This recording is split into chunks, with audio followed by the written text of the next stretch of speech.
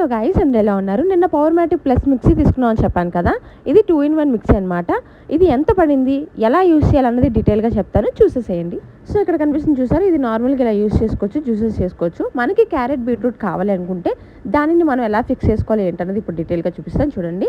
ఇక్కడ ఇది మిక్సీ కనిపిస్తుందా, దానిపైన క్యాప్ ఫిక్స్ చేసుకోవాలన్నమాట. అది రౌండ్గా ఉంటుంది, ఒక దగ్గర మాత్రం చిన్న గ్యాప్ ఉంటుంది. ఆ గ్యాప్లో కింద దానికి ఫిక్స్ చేయాలన్నమాట. చూసారా, అక్కడ చూపించినట్టు కింద దానికి ఫిక్స్ చేయాలి. మనకి ఫిక్స్ అవ్వకపోతే తెలిసిపోతుంది ఫిక్స్ అయిందో లేదో. సో అలా ఫిక్స్ చేసుకున్న తర్వాత దానిపైన ఫిల్టర్ పెట్టుకోవాలి. అంటే క్యారెట్ బీట్రూట్ అని పెట్టిన తర్వాత జ్యూస్ అయిన తర్వాత ఫిల్టర్ అవుతుంది కదా, సో అది అనమాట.